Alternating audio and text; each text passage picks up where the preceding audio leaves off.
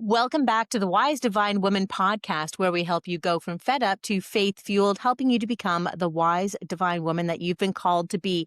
Today, I have Helen Malinowski, and she is from a variety of different things, but a beacon of hope and somatic therapies, and not only for you as a woman, but also for those in health or service related or therapy related practices where you can also find help as well. So I found that to be a beautiful parallel, not only for those seeking assistance with things, and we'll dive into that in a few minutes, but for also those therapists. And I love how you've really reached out to helping those who help others.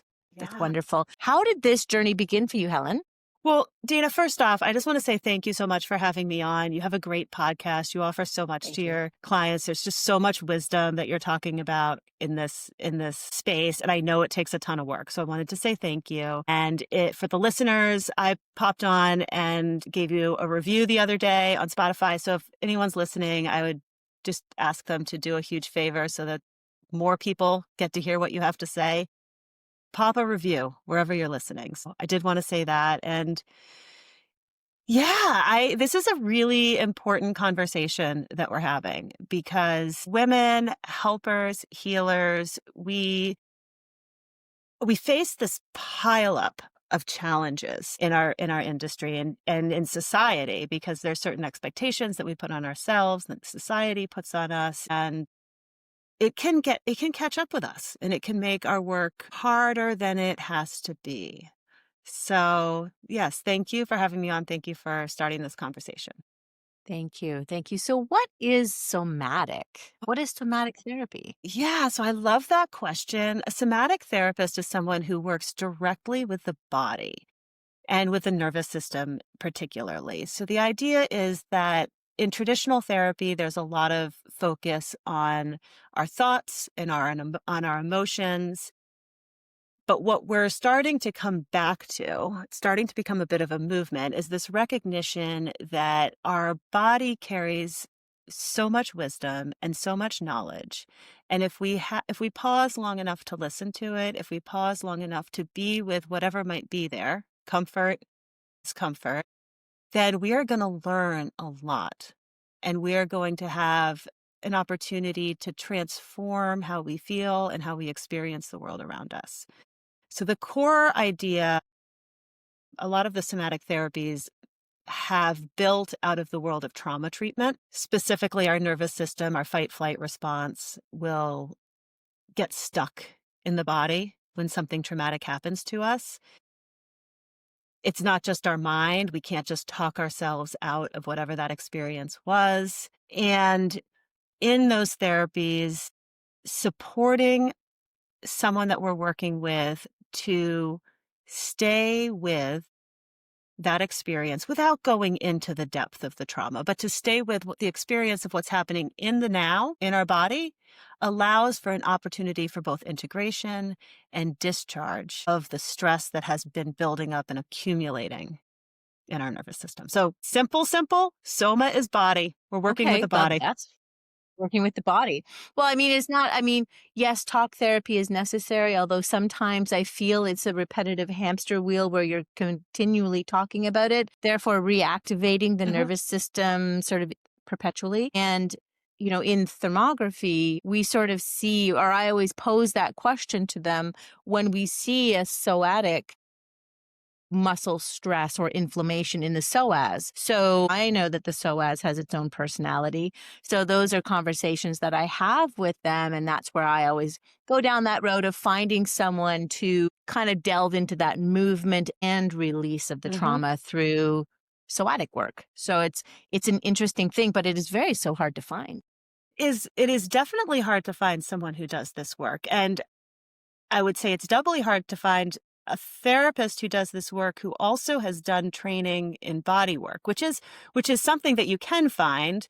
I would direct people probably to the Somatic Experiencing Practitioner. They have a listserv where you can find people, traumahealing.org, I believe. But yeah, this idea that our psoas has its own experience is really so true. It's really so true. I did this beautiful training it was a body-based approach to somatic therapy. And it was a training in which we learned how to directly work with, say, the stomach or the kidneys. Just beautiful holding space. And it's very similar to the work that we're doing as therapists, as traditional talk therapists who are now integrating somatic work. You stay with whatever that part is that's showing up until you start to notice a little more flow, a little more integration. And you're not doing anything but being with in a way that allows whatever's coming to the surface, whatever's showing up, to do its own healing and its own integration. And it's a really beautiful witnessing Mm. type of practice.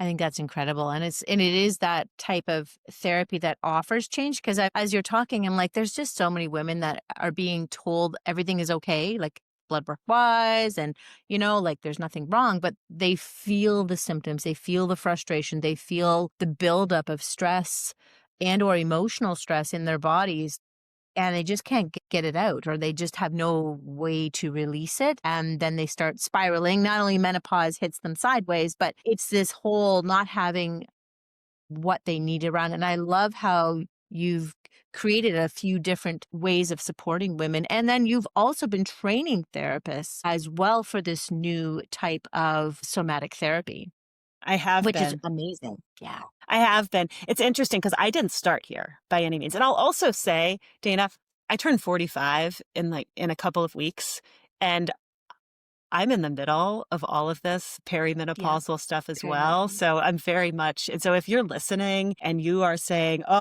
boy, I've been waking up at 3 a.m. every morning and I'm so tired and I'm so anxious about, I woke up at 3 a.m. this morning.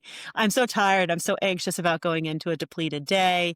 Uh, it's, I'm right there with you. I can appreciate how hard it is and also know that our nervous system and the stress that we're having, that we're carrying, the potential for burnout in our nervous system and the symptoms of menopause and perimenopause, there's a lot of parallels, right? There's a lot of parallels. You talk about perimenopausal symptoms, you're thinking of things like fatigue, sleep disruption, cognitive changes, mood swings, reduced stress tolerance. If you're experiencing burnout as a clinician, exhaustion, sleep disruption, brain fog, mood changes, reduced stress tolerance. So there's this parallel process. If you're a clinician in your 40s or in your 50s and you're thinking, I'm just too tired, I can't handle this anymore, I'm not thinking clearly, you could be getting people saying to you, it's perimenopause or it's menopause. You could be getting other people saying, it's burnout. It might be both. They might Maybe be both. weaving together and creating this sort of perfect storm of It is. symptoms. Yeah, it's the sum of it all, right? Menopause is natural. It's just a perimenopause like that whole process is just natural, but it's that accumulation of life, that stress or those things you just let build up inside that take the snowball or the fleck of snow and make it a snowball avalanche at the end. And you would find that you would still apply the same therapies, whether just to the woman regardless, because even in menopause, all of that needs to be managed as well, right? It's just you can't do one without the other, regardless of what phase of life that you're in. Probably more so even in perimenopause, because you want them to build. I always believe that they should be building their toolbox of things that they can pull out on a whim and be able to capture and sort of redirect their nervous system and regain that confidence in themselves to manage things better. Yeah, it's so important. What does like in the therapies that you do, what is it exactly? Sure. So it's a great question. When I'm working with clinicians, because that's really Yeah, the focus that I've been taking focus. on lately. When I'm working with clinicians, what I'm doing is I'm supporting them in identifying what is the capacity. The first question I always ask is, what is the capacity of your nervous system? How much can your nervous system hold? And can I start to recognize that there are certain things I have more capacity for and certain things that I have less capacity for? And as you basically start to develop a menu, for example, I worked with a woman who was seeing 28 clients a week, which is a heavy caseload, depending on who your clients are. It can be a really heavy caseload. And she was feeling burnt out. She said to me, I remember this conversation so vividly. She said to me, I just am not sure that I want to do this work anymore. I'm exhausted at the end of the day. I can't stop thinking about my clients. It just feels like too much. I need a change. And as we were talking in that conversation, I asked her, I said, well, so tell me a little bit about the clients that you work with. And she started talking about a group of clients where she just lit up. I could see the change in her energy. I could see that there was something that was kind of coming out of her and coming through her. And then she talked about another group of clients who had a different set of presenting symptoms, and that energy just deflated. And I paused and I said, let's just take a moment and just notice the difference. And so this is where the somatics comes in. Let's notice the difference. When you talked about these clients, and let's talk about them again, take a moment and just notice. What is happening in your body? What are you feeling? What's coming up for you? And she paused and she said, I feel a smile on my face. I feel a sense of lightness. I feel a sense of purpose that I can sort of feel emanating from me. And then we turned to the other set of clients and she said, oh, it just feels dark. It feels heavy. It feels like I have this weight on my shoulder. And what we got from that conversation was she just doesn't have as much capacity for this particular group of clients. They drain her energy. It doesn't mean there's not going to be another clinician who is wonderful and has a very different nervous system response to those clients. So what we did with her client base is we really looked at this and we looked at, like, how do we orchestrate a menu so that she's spending more time with the clients who energize her, who lift her up, or give her that sense of purpose and fulfillment. And that was a dramatic shift in her practice. And I think it was giving her permission to make those Correct. choices of who she wants to see. Absolutely correct. Right? And who can drive her practice for longevity. Right? Absolutely correct. And that's the big thing. Like, as healers or as helpers or as therapists, our heart is to heal or help everyone. And we don't have the capacity to do that. And you have to focus on who brings you the most joy, and that sort of boundary kind of exploration, and sometimes saying no, which is super hard. Yeah. It really is hard. so hard. It is so hard. That was really the beginning of my journey, was this realization that I didn't know what my no was. And I was saying, but it was that 2020 pandemic time period when there was just this sense of, how do you say no to someone who's reaching out? And I'm sure I'm not alone. If you're in a position where you can think back on that time and you get that email and you get that phone call and your heart just goes out to this person who's really struggling. But months later, you realize I am struggling. I took on too much and I don't have enough left to give to my clients. I don't have enough left to give to my family, let alone to give to myself. Yeah. Finding that Yeah. no. That's a beautiful place to do somatic work, by the way, that boundary work. Yeah. Yeah. Yeah. It's hard. It's unfortunate that it's really not taught more so in our 20s and 30s, or even in our teens, understanding our own selves and boundaries and what our joys are and what, where we want to strive to. But it's really not until we're in our 40s and 50s where we've had enough, and then we have to say no, right? Or we have the strength to say no. And sometimes it's not pretty, right? It's not a nice no. But that's just, I find that that's the way with most women. They just don't, that's it. They've had enough. And Yeah. I actually think it's kind of the beautiful superpower of being in your 40s. I was just talking with a friend of mine about this the other day. I was like, I love being in my mid-40s. I don't care I don't care that much anymore. It's interesting. Yeah. I have a 10-year-old daughter, and this is all very much in my mind all the time with my children. And how do I not override their boundaries in a way that's harmful while also providing the guidance and the structure that's necessary as a parent? And recently, and I don't know if your listeners, for those of you listening, this may resonate with you, it may not, but this may really resonate with you. My daughter played the flute last year in band in 4th grade, and then decided this year she wanted to play the clarinet. And I was like, okay, You like the sound of the clarinet more than the sound of the flute. We're trying to listen to what we like. 2 weeks before the Christmas parade, she says, I want to try the French horn. And I said, I'm trying to support you following the things that you're interested in, but you have a parade in 2 weeks. We can't learn a new instrument in 2 weeks. So, No, so we next got, year. well, Next not year, even yeah. next year. We got through the parade, we got through the holiday concert, and I had this thought, we could really just explore different instruments. There's no harm in it. We can listen to what is the sound of a clarinet, what is the sound of a flute, what is the sound of a French horn, and what speaks to my body. And she really wanted to try the French horn. So we are making that change to a new instrument, trying to support this growing young woman in listening to what her body is telling her it likes and what her body is telling her it doesn't like. It's a very small example, but it's hard. No, it can be a big example. Yeah, it can be a deal breaker.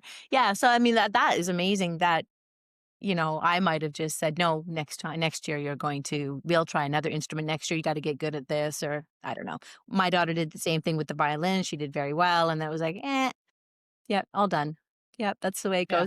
goes. My 28-year-old daughter is excellent at boundaries and expressing herself. And I'm like, you didn't learn that from me, but I'm glad that you learn it because she's able to articulate well and she's able to say no well. And Hmm. so I really appreciate that in her and very envious of it. And I need to learn better myself. I'm sure Hmm.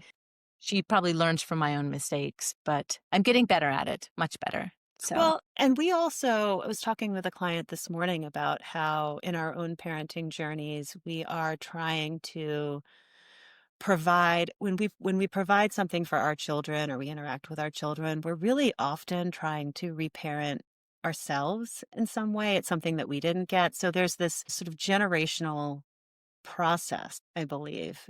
I had a very loud no as a child that did not go over well in my household that I think I lost for a long time. yeah. And it's taken me a while to find it again. And I want my kids to have a no.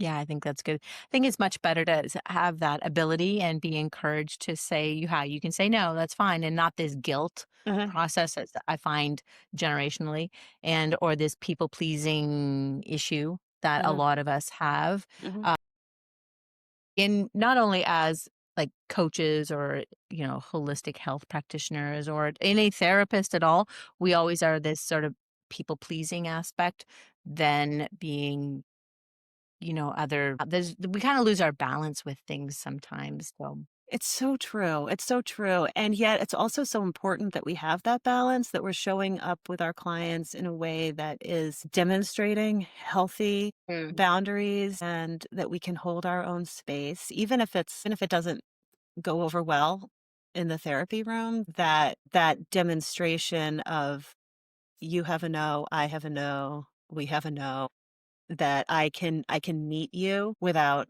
merging into you is an important lesson for a lot of our mhm. clients. Yeah, I think that's amazing. I mean, your passion or seeing that therapists or the healers needed assistance is where the Institute of Somatic originated from. You were practicing. You now have how many people underneath of you as therapists, I understand, with the Beacon of Hope? As of I think we have 29 therapists, some part-time, some full-time, and it has grown. One of my early I have a dual mission for my group practice, and we are a seven-figure practice today. But one of my initial missions was that we are going to provide very, very high quality trauma care to our community. And we are going to do so in a way that is supportive of the clinicians providing that care. So I've carried that dual mission since the onset. And to do that has required me to pay attention to my own nervous system needs, what feels right, what doesn't feel right, as well as to stay as connected as I can to the different people that are working for me and what are their needs and how do we create a community and a culture and an environment that is supportive of their nervous system needs as clinicians while still getting the job done, right? While still, Yeah. yeah, while still getting the documentation done, and if you are full time and you have certain benefits, meeting a reasonable quota for those benefits, it's it's really been a lovely journey. It's really been a lovely journey. So I would definitely say, if you're listening and you're noticing there is something, whether you're in a helping profession or you're navigating your household or you're working some high power, it really doesn't matter what job you're in. If you're noticing that at the end of the day, I feel tired, I feel irritable, something doesn't feel in alignment, I would invite you to slow down and spend some time with that noticing and with that awareness, and not just override it because we think we're supposed to have some sort of hero at the end of the day. It's okay to slow down, it's okay to stop, it's okay to rest, it's okay to listen. It's interesting that we're having this conversation and I look out the window and it's about, I think, 25 degrees out where I am, and there is snow on the ground. And when I think of rest and I think of the winter season, I'm reminded often that we are surrounded by a world that does that. Nature does that. Nature says, we had this busy spring and this busy summer, and now we're going to shed our leaves and we're going to go to sleep, and we're going to rest until it's time to Mhm. start over again. And we don't do that as human beings in our current No. society. We don't do that.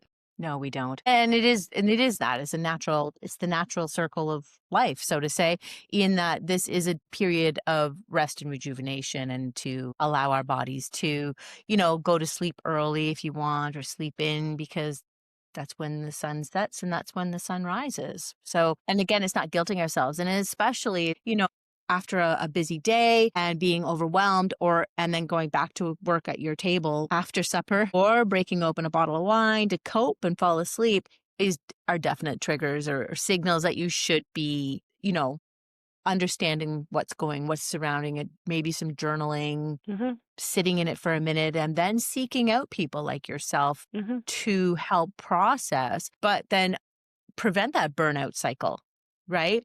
mhm, That I'm just going to throw in the towel. I can't do it, right? We're teaching them how it represents in their body, how it's reflecting in their mind, and then how it's reflecting in their own work or entrepreneurship. That you don't have to, you're right, you don't have to do it all. You don't have to push through beyond your boundaries and just lose it, mhm, right?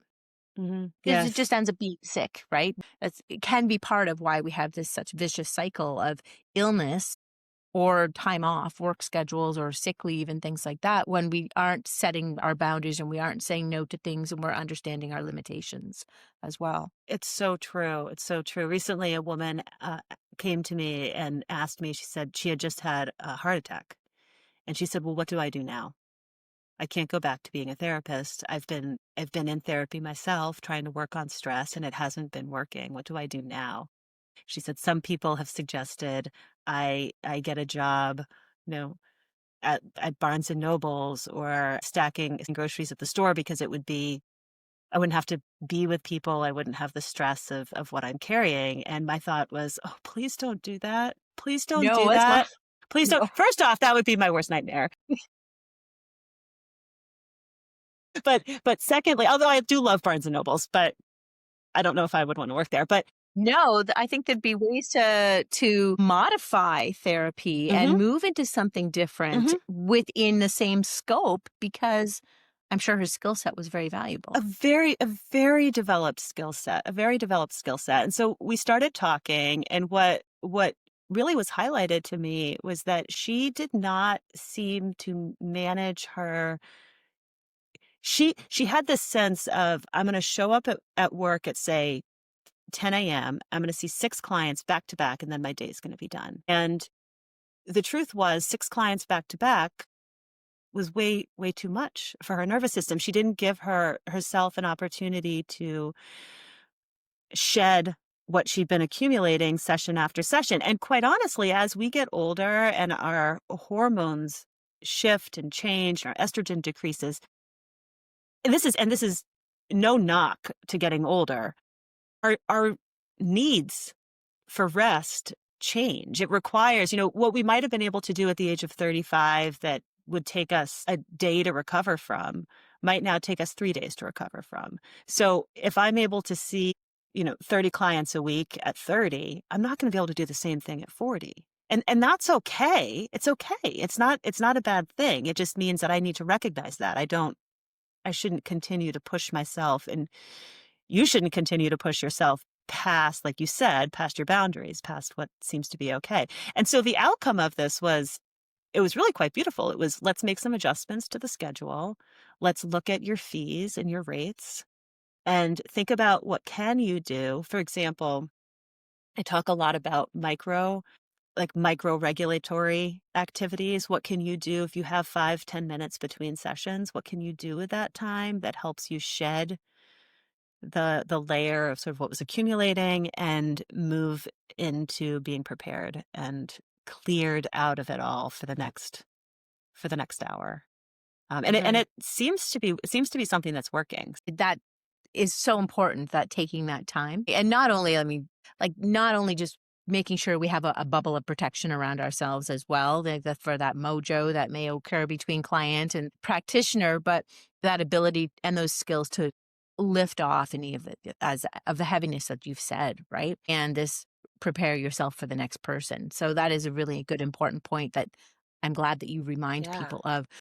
In what I do, I'm often like, "Are you sure that you're, like, not taking on other people's stuff? Like, you Yeah. really gotta separate that." So, Yeah, yeah, yeah, yeah. exactly. Because it does especially when we're working with trauma, the stories can stick with us if we're not careful. Mhm. And they can show up at strange times and Oh, inconvenient times.